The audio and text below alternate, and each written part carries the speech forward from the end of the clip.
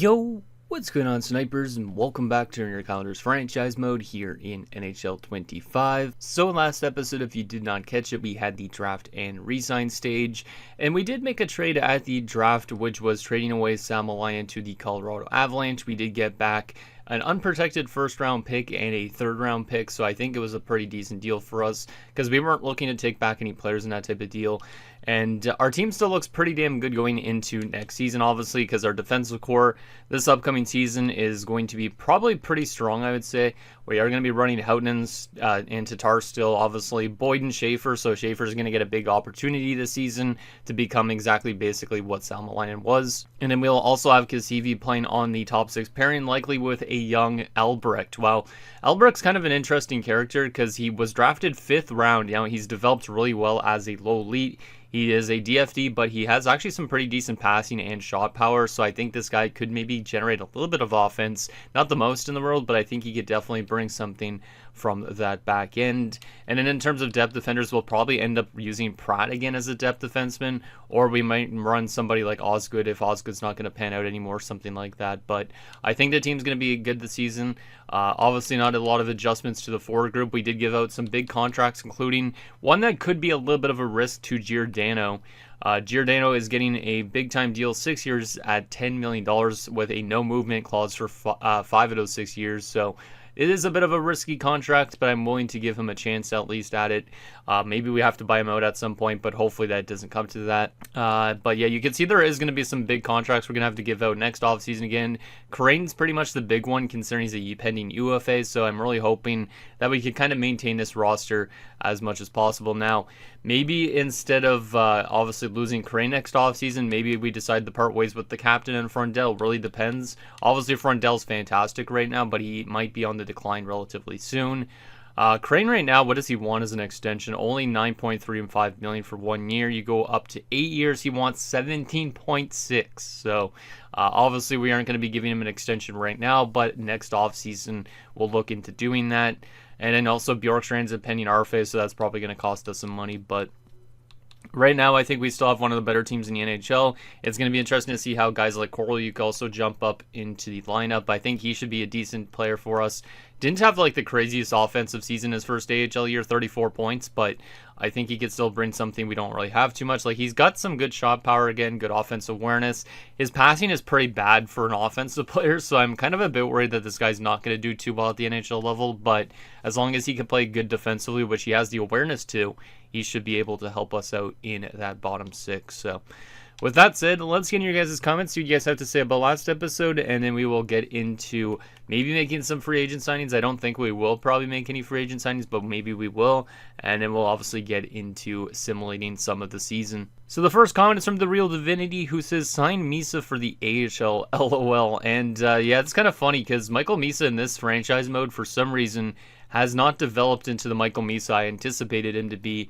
Because if we go to the free agent list here and go down, I think he was like a 79 if I remember right. Yeah, he's a 79 overall, so I feel like he's probably still too good for the AHL basically, but like you look at his career stats, like last year he only got to play 12 games, like Columbus didn't do him that well. He has had some 30-point seasons, but he's really not that great considering the fact that he was a top 10 pick in the NHL, so I could always sign up for the AHL, but I don't feel like it's something that the AHL team maybe needs too much. Like, if we look at our AHL team right now, or the guys that could be in the AHL team next season, if we look at the centers, go down here, technically he would knock Prince down a spot, Boblev down a spot, maybe. Spurks probably wouldn't get as much ice time, so I don't think it's something I'm going to look towards doing, is signing Misa for the AHL, but it is kind of an intriguing player to bring in potentially. But at the same time, obviously, we're going to be promoting some younger guys like Korolyuk, like I said. So I don't think he's the type of player that I really need to bring into this organization. But he is kind of intriguing, the fact that he hasn't really lived up to expectation. But maybe with a good team, he actually could do well. And the last and final comment is from Sound Otaku, who says, leave Scholes unsigned for now, then give him a 1 season in the AHL, which shouldn't be enough to have him as a full-time backup in the NHL by year 3. You got Noah Dobson to waive his no movement clause, though for Giordano, maybe you should have offered him more money with a modified no trade clause instead. You could also use Pratt as depth, and you don't need to make any trades. Be sure to sign new AHL coaches. So yeah, we basically, we could have probably adjusted Giordano's contract and gave him a modified no trade clause, but we didn't end up doing that. So it could be a bit of a risk, the fact that he has a full new movement clause, but I think he's on the upwards trajectory. I think also with the amount of good players we have in the lineup, he should do fine. Now, I just remember that also Houghton is a pending UFA at the end of this upcoming season. So I already kind of want to go ahead and offer him an extension, and oh my goodness.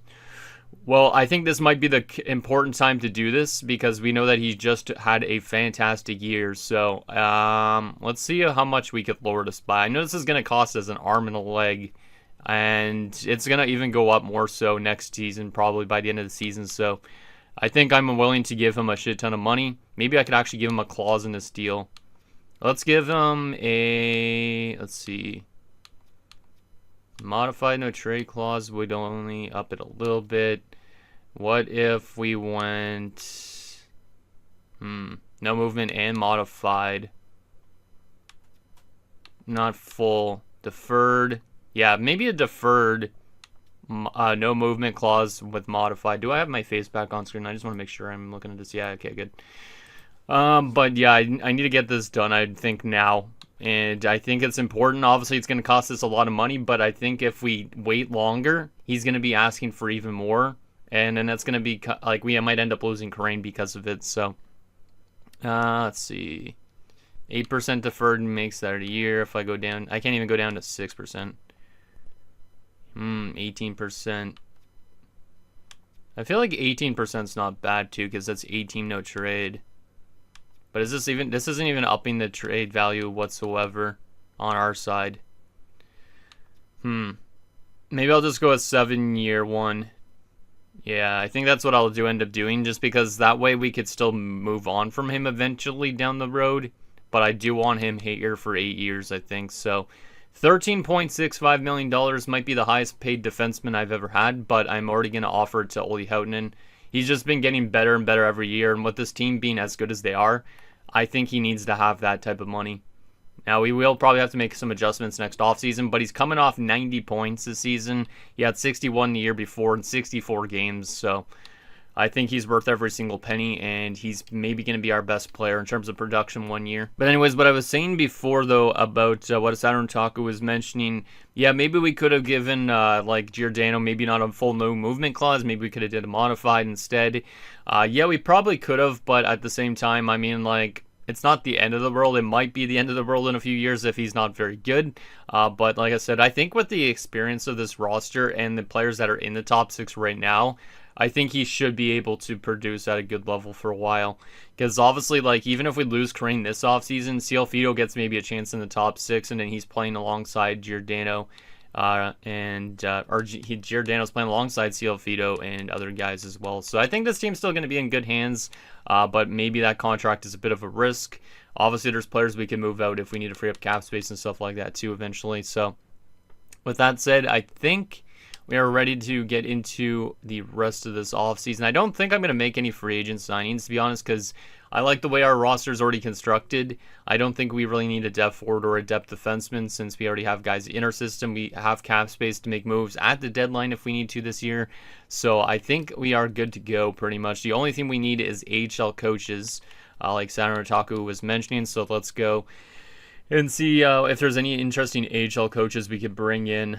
So if we go to AHL head coach, let's see if there's anybody with a really good fit maybe for the AHL team. 55, 59 is pretty damn good in Hasek. Wasn't there like a high-end guy before? I think I checked in the last episode. Oh yeah, the 66, Kubalik.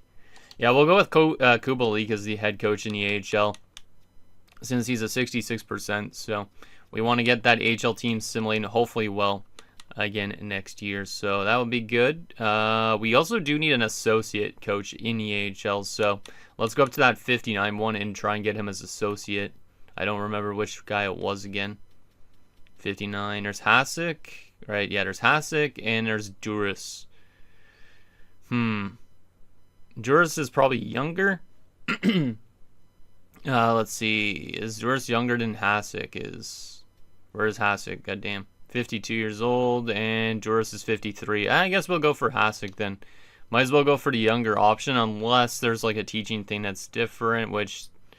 the coaching influence is better on the 53-year-old. Yeah, maybe I'll go for Joris instead because of the influence. So we'll go associate and talk him up a little bit and see if he'll come in as well. So that should give our AHL team maybe a good coaching staff, which hopefully means good development, good simulation down there in Bridgeport. All right, so all that stuff is taken care of. Hopefully we get the news that Houghton accepts that contract extension soon, because like I said, I think that's important to do right now, because I could easily see him maybe picking up on a 100-point season this upcoming year and then demanding like $15 to $20 million and getting paid basically like Tuzolino did in my Draft to Glory series. So I think getting him on $13 million is not really that bad, especially with the salary cap going up over the next few years and all that type of thing. So anyways, let's advance a few days and see if Houghton accepts that extension. Hopefully he does, because like I said, he's very important to this team.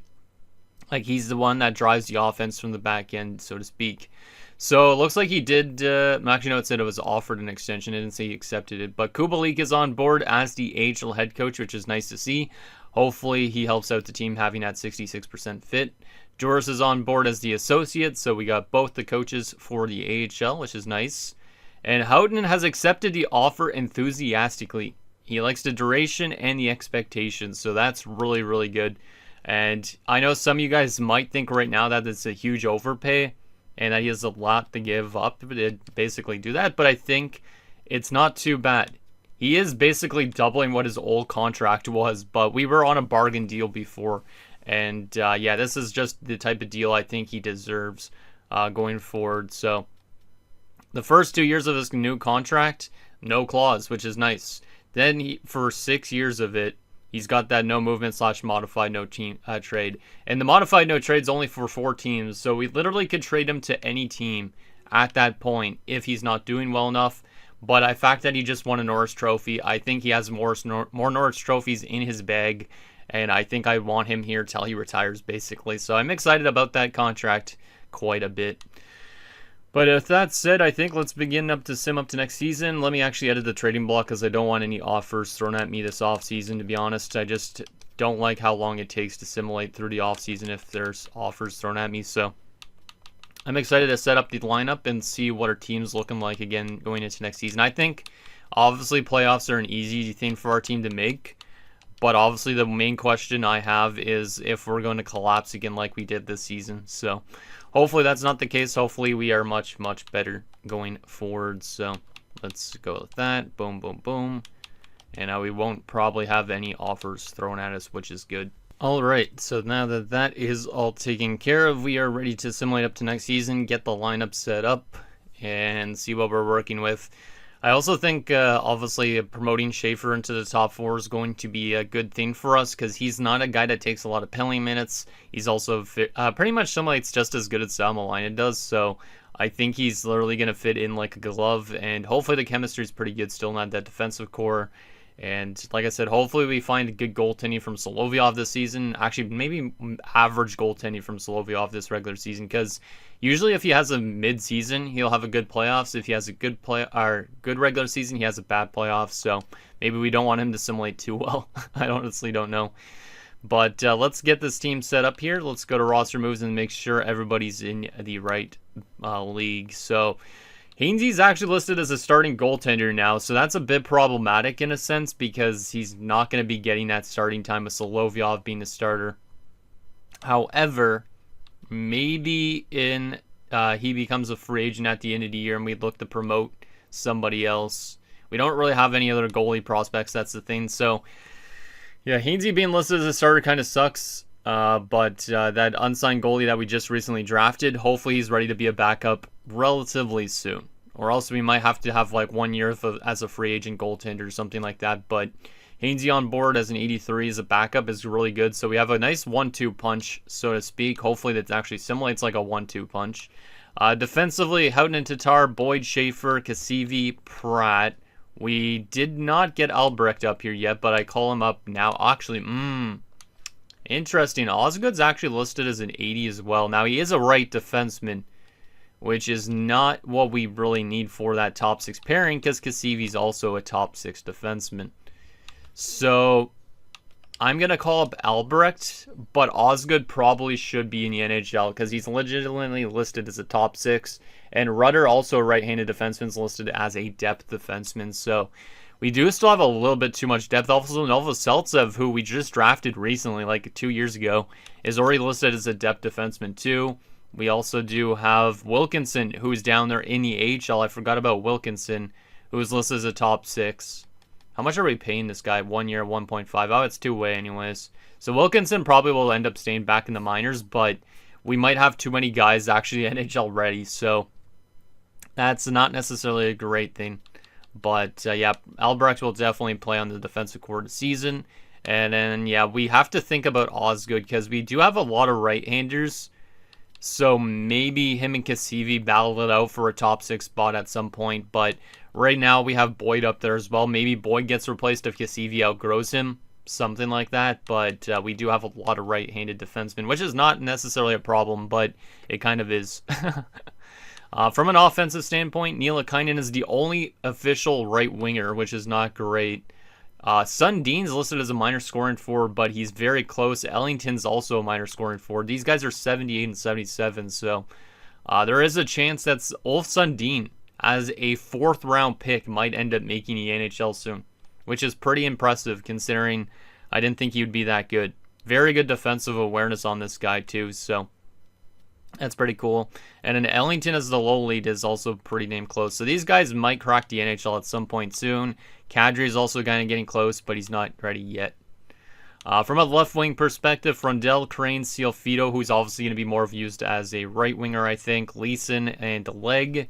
We also do have Biggers in the system who's getting close, which is nice. He's only 21, so there's a lot of good AHLers, it seems like, which is good. Hopefully our AHL team has a good season ahead. And then from a center perspective, obviously some of these guys will be used as wingers. Do we have anybody to call up? No, we do not. But we have Mäkinen, Bjorkstrand, Giordano, who's going to be used as a right winger. He's actually listed as a first-line forward now, too. We have Eriksson, Leahy, Kaminsky, Lindros, and Korolyuk. All right. Well, let's go best lines and set this thing up and see what we're working with. Wow, Crane has 5 X Factors too, goddamn. Alright, so in terms of our lineup, let me see what we could do here. We could always use Giordano maybe at center this season. His face-offs have improved, but I also do like the fact that Ciofito's a playmaker. Eriksson, I don't know about him being back in the top 6. Last season, he was solid, but he didn't do much more than what he did during the year before. He might be okay to be a third-line center again. Yeah, I might honestly use him as a third line and top line PK guy. I'm not too sure. We'll have Niilakainen there. We'll have Leeson obviously up on that third line. And then from a center perspective, it's going to be Korolyuk. We're going to take out Kaminsky. Let me just make sure this game's not lagging like crazy. Goddamn. We're going to get Leg into the lineup. Leg actually might still complain about his ice time. That's kind of risky. Oh my goodness. And Leahy even got scratched too, right? Where's Leahy? Yeah, Leahy's scratched. God damn, man. I don't want Leahy scratched. I'll probably move Korolyuk over to a right wing spot then. And then we'll get Leahy in. Leahy should be the third line center, which means I actually need to go like this instead. Yeah, I actually have to do it like this. Eriksson has to be in the top 6. Because that's probably what it was like last season. So we'll do this. We'll take Lindros out. And then Leahy will get that third line ice time. There it is. Yeah, that's it. That's the team. That's the team offensively. That's really good chemistry. Really good line depth, too. It's going to be really tough to get these guys ice time, so I want to make sure we're trying to get as much ice time as possible for guys like Leeson. Like, Leeson should play on the first line penalty kill for sure. Ciofito should be getting some good power play time as well. I think we could get these guys ice time. I'm not too sure about Leg, though, and Niilakainen, because both of them are like third line kind of guys. Niilakainen should be okay, almost with like maybe some penalty kill time. Leg, on the other hand, getting him power play time might be tough, unless I put him on the second unit. But the second unit, he might not even have room for. Defensively, Houghton and Tatar. Oh my goodness. Okay. This is looking really, really nice so far. Schaefer and Boyd. Let's put them together because that's what it should be. Cassivi's going to be playing not with Pratt for sure because that's two offensive defensemen. We'll get Albrecht in there. And that's still a -2? Are you serious? It is. Okay, that's not what I anticipated. I'm not too sure why it's a -2. Because that's an offensive defenseman and a DFD. I will probably try and scheme fit these two guys, obviously, so we could get this better. Because that should not be a -2 in my opinion. Solovyov and Hainsey looks good. Okay, special teams now, though. I need to make sure this is good. So Mackin and Ciofito, Frundell, Houghton, Bjorkstrand.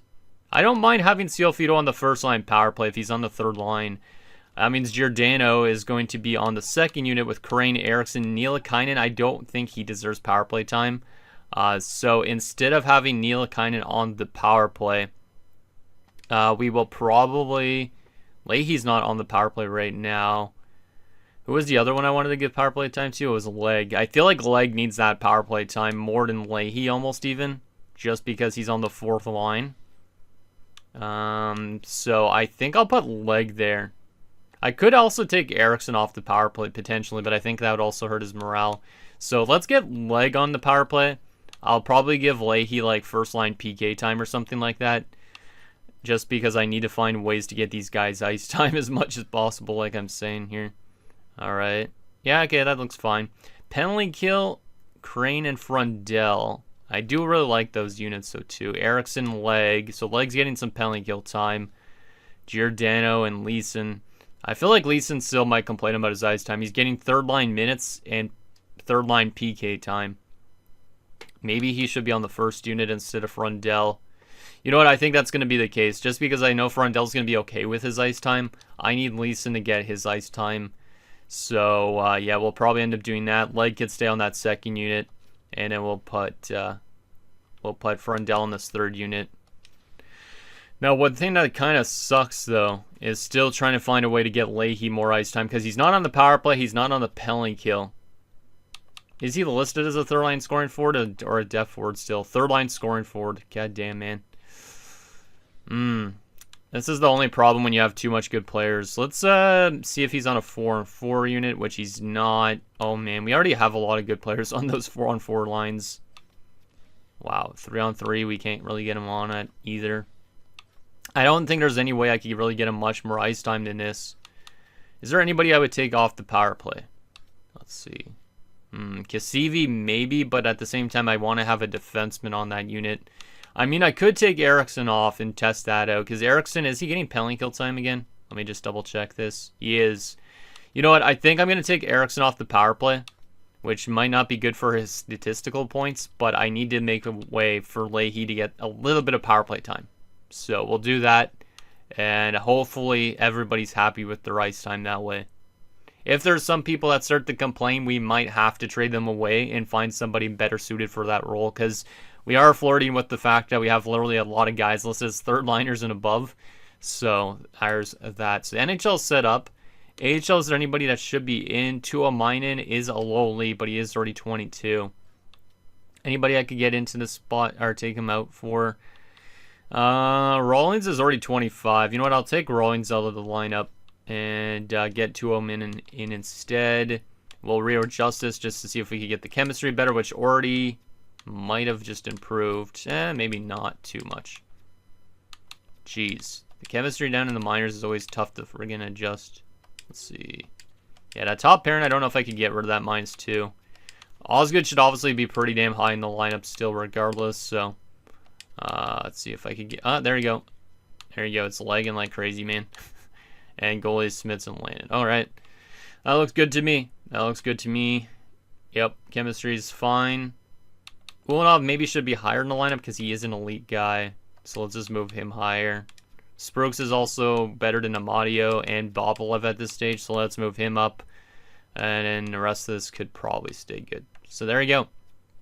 Lines are set up and ready for the season. Like I said, if there's any morale problems, we might have to make some trades in either the next episode or the one afterwards. But that is good to go. I do want to take a look at Colorado's lines before the season starts. So let's go to the calendar first and get through the preseason. But I do want to take a look at Colorado's lines and just see where Salmelainen is fitting into their lineup. I would assume he's in their top 4, but I think he was one of their best players. So maybe he's on the top 2 pairing, which will be interesting. And hopefully Colorado's not a good-looking team, because maybe we'll end up having a very high-up pick this year, potentially. All right, preseason. Let's just go... Let's go 5v5 focused again. I usually do that every single year, so... And in season goal, we should be a cup contender, right? Yep, thought so. There's no reason why this team shouldn't be a cup contender. I'll also take a look and see how good of a fit Jalen Jenks is as a head coach for us again, but I'm assuming he's still the guy for the job because he was a really good fit for us last year. I'll just decline that trade. And yeah, let's go through the preseason here. And then we'll take a look at Colorado's lines at the first day of the season and see where our boy is fitting in Salmelainen. I hope he has a good year. Like I said, I hope that he fits in well with that team. I think that trade will work out for both teams in a way, but obviously, if Colorado's not a good team this year, we might have just found a way to get ourselves a top 10 selection potentially. So it'll be interesting to see if we can find a way to win the Stanley Cup and draft lottery in the same year if Colorado's not that good. Also, hopefully this season is pretty healthy, because that would be nice. Because I don't like injury-riddled seasons. So 4-2-1 in the preseason. A little bit lackluster for our team, but it's just a preseason. We don't really care too much about it. What I do want to take a look at now was... What was it that I wanted to take a look at other than Salmelainen? There was something else I wanted to do before the season started, but I can't remember. Honestly, I don't even remember what it was. All right, well, let's get just advanced to this first day of the season, then we'll take a look at Colorado's lines. Maybe I'll remember beforehand, but I don't think so. My brain is just all over the place sometimes when I record, but... Anyways, let's say where Salmelainen is fitting in terms of their lineup, just because we got to check on the guy and make sure he's settling in just right. Because we're that type of team. We like to check in on our old guys. So, Colorado... Let's see. So this is the team that we literally have their first round pick for. They don't really have a stud forward core, so maybe they don't become a playoff team, but they don't really have the worst depth either.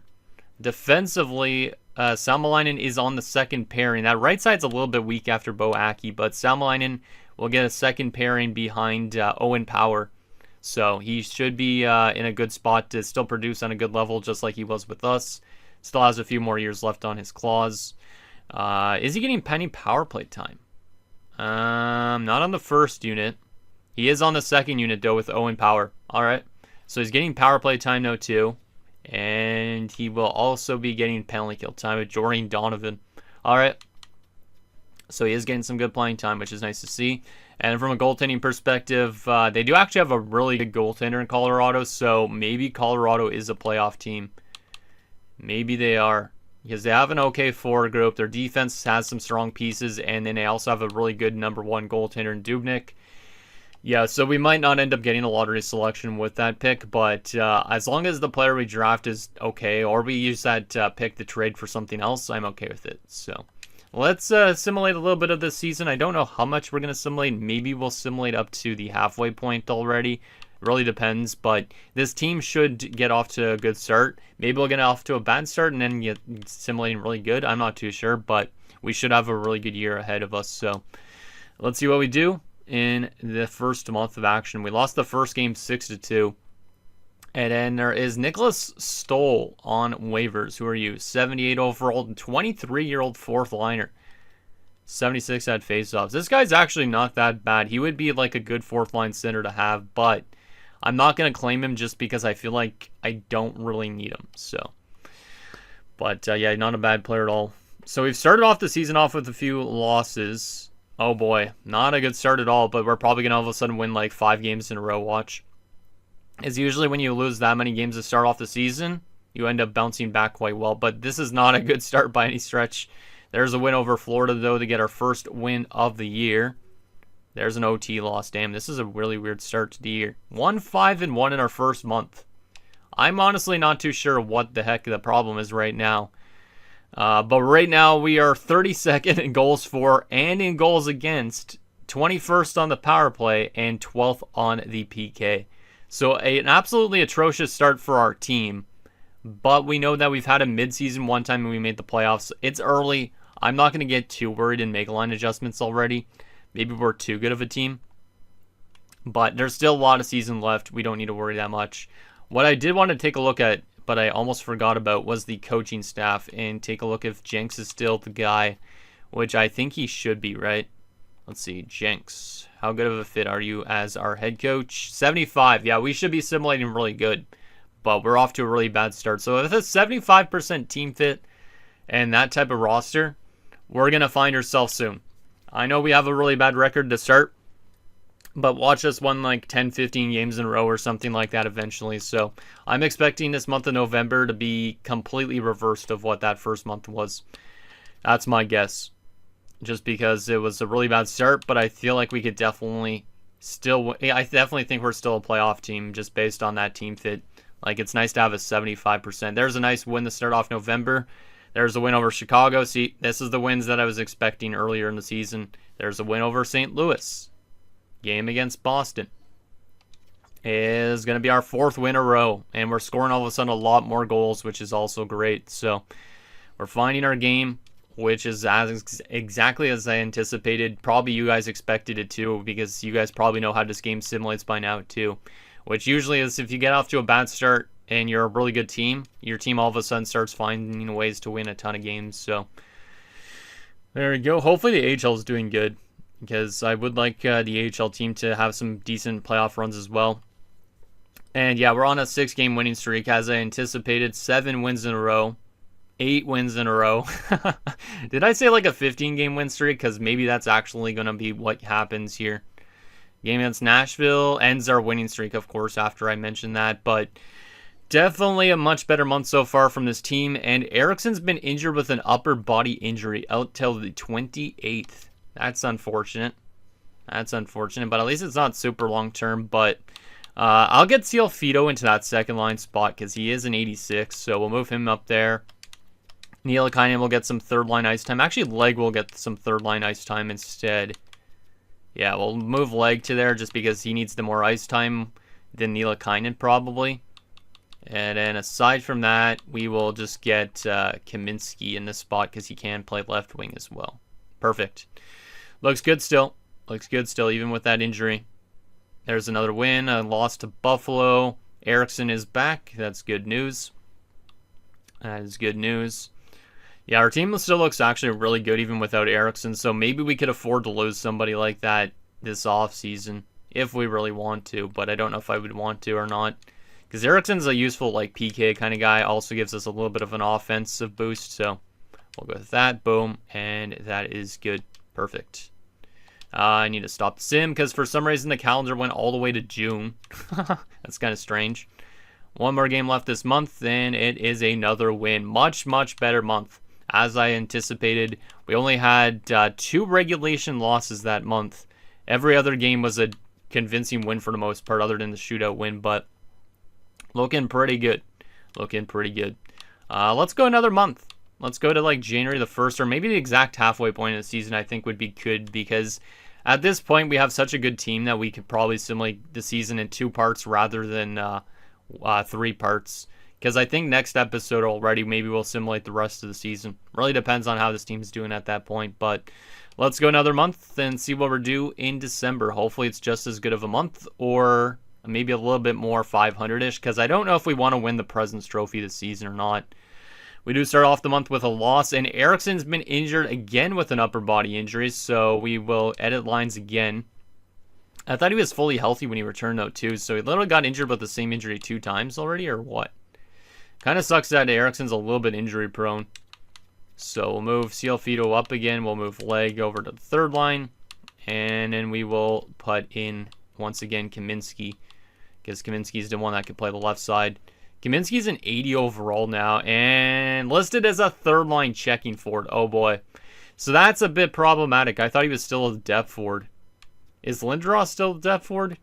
He is, okay. So, Kaminsky being listed as a 3rd line checking forward, he might start to lose morale being scratched a lot. So we probably have to find a way to move him and get ourselves a new depth forward in replacement. So we start off this month with 2 losses, which is not a terrible thing. 3 straight losses, actually, for that matter. And Albrecht has been injured, the youngster, with an upper body injury as well. So apparently upper body injuries are contagious. Let's go replace player because that's only a top 6 pairing defenseman. There's a win over San Jose. And Eriksson is once again back from an injury. So we are back to full health again on the forward core. How's Kaminsky been doing when he's been in the lineup? 2 points in 4 games. That's not too bad. Not too bad at all. But I think he's going to be complaining soon. For sure. So that's probably something we have to look into next episode for sure. There we go. Set up and ready to go for the rest of this episode, hopefully. Can we win against Buffalo here? No, we cannot. Damn, we're off to a little bit of a rough start to this month again. So it is a little bit inconsistent, but at the same time, we don't want to over-adjust.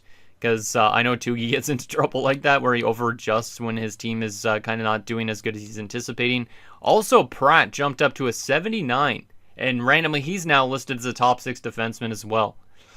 So he's not actually even a depth defender. Yikes. So our depth options are growing. Oh yeah, I was meant to scheme fit that top 6 pairing. We'll have to do that at the first of the month. I almost forgot about that.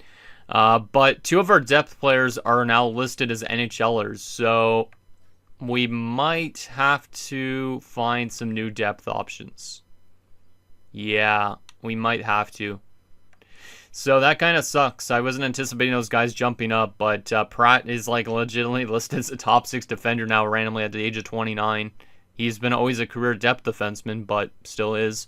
Cassivi's been injured with a sore foot. We'll go replace player on that.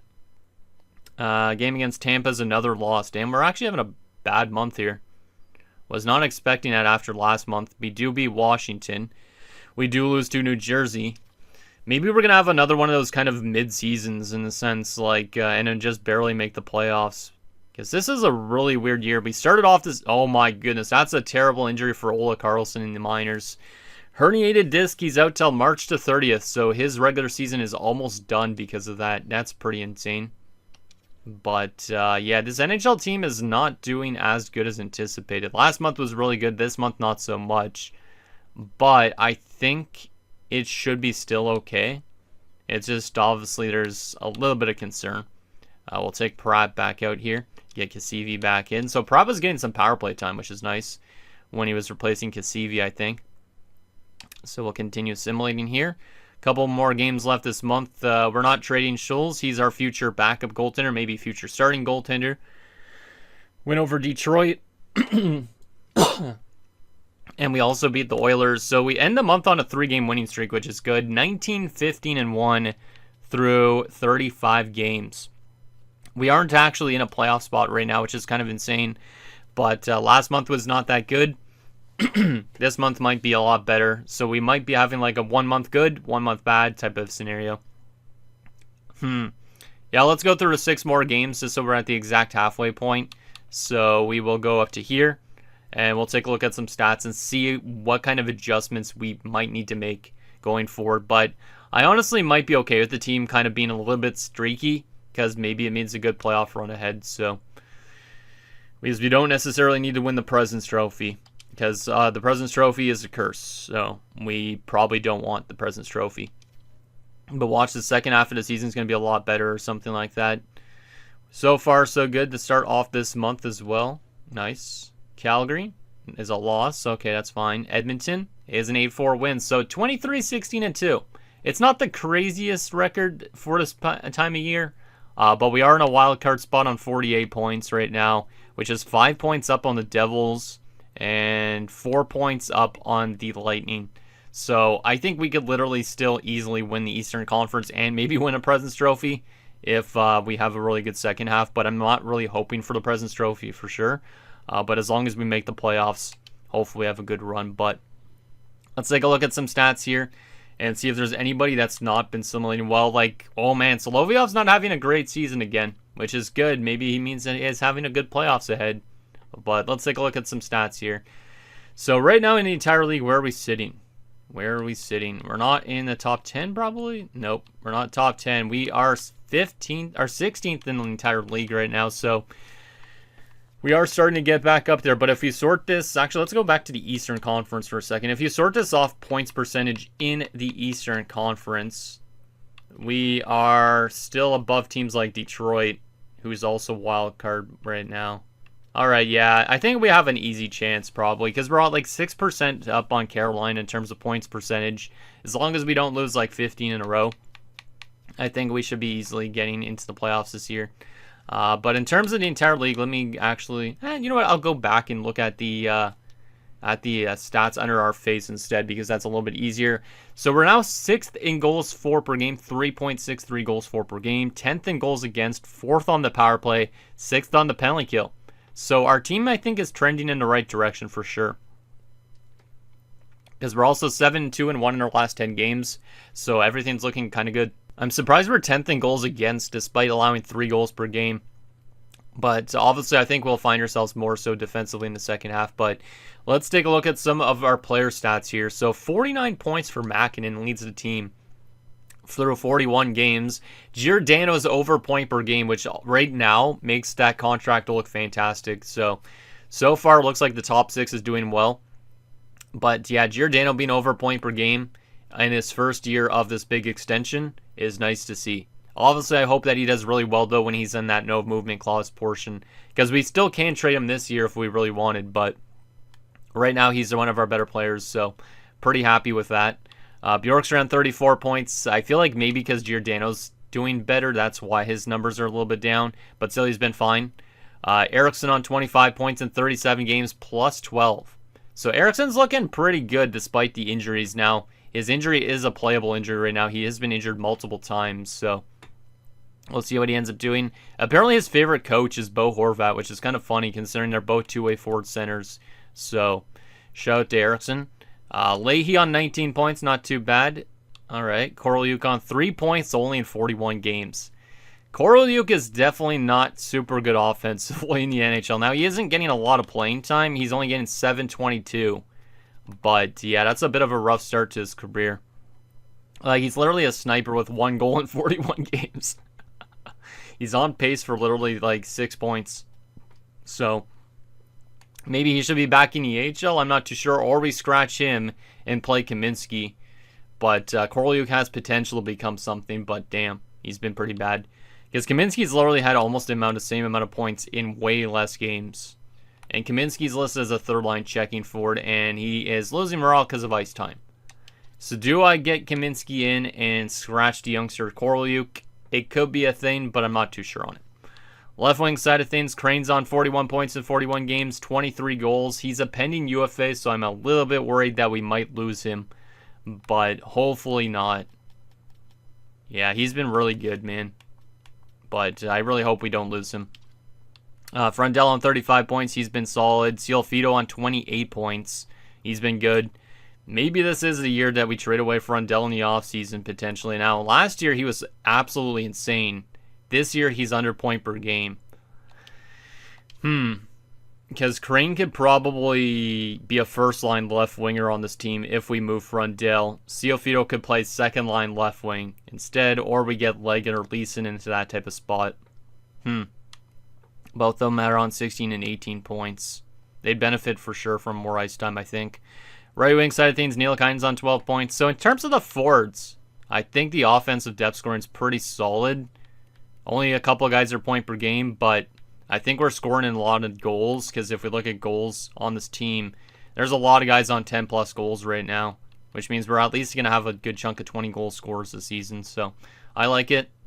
And then our leading scorer, which is Crane right now in goals, too.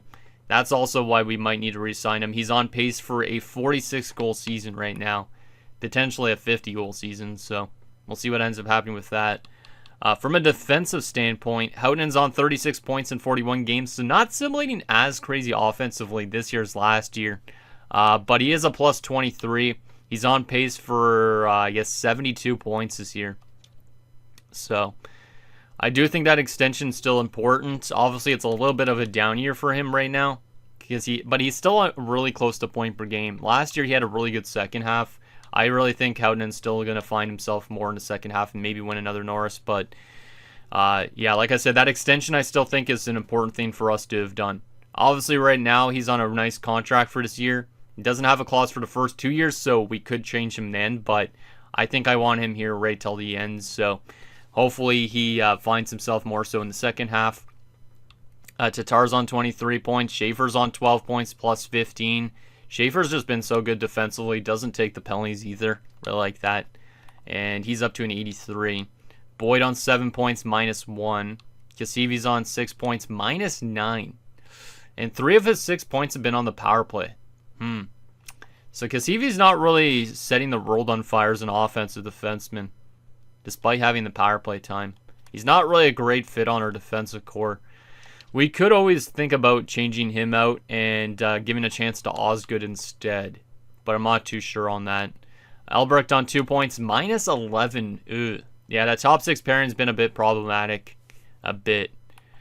Now, it could be better as the season goes on, but yeah, these two youngsters really haven't worked well. They don't have the best chemistry, so I should probably be scheme fitting them, which I meant to do that in this episode, but I completely forgot about it. So, if you guys could remind me, if we keep this defensive core pairing intact, remind me to do that on like February the 1st if you can. Because maybe if we scheme fit it and it works out better, these two guys will actually simulate good. And then, yeah, Pratt is at minus 5 in 6 games. Yeah, this is why Pratt's not an NHL defenseman. That's why. He might be listed as one, but yeah, he was bad defensively a few years ago. Minus 8 in 13 games. Minus 5 this year in 6 games.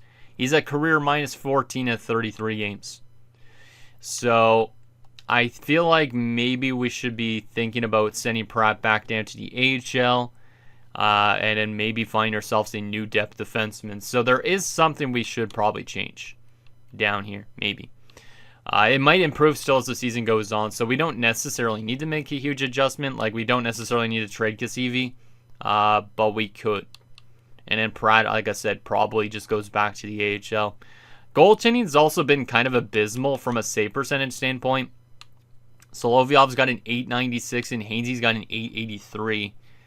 But when Solovyov's had bad seasons like this, he's had really good playoffs. So, yeah, very inconsistent. Like, I mean, maybe the craziest inconsistent goalie I've ever seen. Like a 913, an 899, a 914, an 896. I think he's going to have a good playoffs. His goals against is pretty solid right now. It's just that save percentage. So, when he has, like I said, when he has a bad regular season, his playoff numbers look like this. Maybe that's a good sign. Maybe that's a good sign. So, even though Solovyov's been bad, let's just hope that he has a good playoffs when we get there. All right. So, there is all that. Actually, I do want to take a look at league leaders briefly here, even though we're at the halfway point of the season. Who is right now leading the league? Connor Bedard, geez, 58 points, 33 goals as well. Wow. All right. All right. Jaskalainen's up there. I mean, at least Giordano's doing good, but yeah, Jaskalainen generated off the rush, and he's got 27 goals in 43 games. That's interesting. What was he making again? $13 million for 3 years. Interesting. What about best defenseman right now? Minyukov, but look at that. Houghton is top three in defensive points right now. I definitely think there's still a chance for Houghton to win the Norris again in the second half of the season. His plus-minus is the best out of all the defenders here in the top 3. It's just he's got 6 less points, but he has played 2 less games. So I think Houghton's still going to be finding a way maybe to win another one. From a goaltending perspective, right now it's Allen leading away. Former goaltender Nikita Kudobin's up there. He's playing in Utah now too, apparently. Most shutouts so far, Colorado's goaltender. So Colorado's simulating good this year so far, which is not great, but it is what it is. Boganecki up there potentially for a Vezina. Oh, damn. Hiddleby had a 12 goals against average. Yikes. In one game. Crazy. But yeah, right now the Vezina favorite might be Legwand, but he's currently injured. Alright. Any goalie goals so far this season? Nope. Best rookie so far this season is Surrey in New Jersey. Alright. Alright, so there is that. How's the AHL team been simulating right now, too? 15, 14, and 7. It's kind of mid. Kind of expected them to be a bit better. But so far, they're not in the playoffs, I think, so not great. I do want to take a look at their stats, though. Sundin's been good this year, looks like. 27 points. Ellington's been good. Looks like the scoring's not bad in the AHL. It's just the plus minus on some people is kind of bad. What about the goaltending? Smits has a 932. Maybe it's not the goaltending then. Damn. And Landon has a 925. So the goalies in the AHL are doing good. Smits is not even an NHL type of goaltender, but still good stats from the AHL team goaltending wise. So maybe they're still not just scoring enough goals, I guess, in a way. I mean, there's been decent players, but they're all under point per game. So AHL's been an interesting one. NHL team's been good. I think the only adjustments I would potentially lean towards doing is obviously scheme fitting that top six defensive pairing, and then probably readjusting our depth forwards in a sense, because we need to find ways to get Kaminsky and Pratt more ice time potentially. So let's take a brief look at the trading block, and then that'll be it for this episode. Probably we do simulate the rest of the season in the next episode too. So we'll see what ends up happening with that. But in terms of the trading block, there is this Hines guy, 81 overall playmaker that's only 26, having a pretty damn good year. 33 points in 42 games after coming over from Washington. Wow. That's pretty good production for a guy that low. He's probably going to get statistical growth, though. But I don't even know if this is the type of guy I need. Probably not, because he would be like a fourth-line guy. What else is there? Some depth options, which is kind of exactly what we need as a depth option. Like, Beagle would be a better depth forward to have than using Kaminsky, because Kaminsky's not listed as a depth forward. So maybe Beagle's the type of guy to bring in as a depth option. Jackson Blake. What's your first name? Eric Muxlow. Or Muxlow. He's an American, but his name, for some reason, I didn't think he would be. Stenberg. Yeah, there's definitely some depth options, so we could probably readjust our depth options. Marco Unila signed actually in Calgary, speaking of former players, though. He didn't get any NHL time this year, but he's off to a good start in the AHL. 22 points in 33 games. Huh. Alright, did he get any preseason time? He did get 2 preseason games with the Flames, which he didn't get any with us. Alright. Interesting. He would actually be probably a better depth defender used in Pratt, maybe. Because Pratt is listed as a top 6 now. So maybe we want to bring back our former defender. Nemec Kotkaniemi. I'm not looking for any huge super stud players, I don't think, for our team this year. I'm looking more of, like I said, for a depth option. So, like, anybody that's, like, high 80s is not probably somebody I'd bring in right now. Because I don't think we need to make a huge adjustment. We just need to make some minuscule ones. Just find, like, some depth options that actually are listed as depth options, like maybe Brett Olson. He's listed as a depth forward. Maybe he'd be okay to have instead of what's his name again? Goddamn, Kaminsky. Newmolin as a top 6 defenseman. And it's actually a pretty good player, but I don't really want this type of guy. Let's see. Anything else? Nothing there really for Edmonton. Florida. Dostal, Chibrikov. Yeah, not really interested. Duguay. There is some depth options there. Nothing really in LA, it looks like. Minnesota. Gibbons. Third line checking. Ford. He's not really a huge upgrade. Olin, Kako, Stevens, and Harrington. Stevens is also a depth forward. So yeah, there is some depth forward options, which is great, because now we can actually have people that we could potentially bring in to help out with that depth that aren't going to complain about ice time too, because that's the main thing. I just don't want people complaining about ice time and then dropping off or making our team simulate bad maybe. So that's why we might want to look at some actual depth forwards. Anything else interesting? There are some good solid players on the block though too. Oh man, I really hope that we go far this year.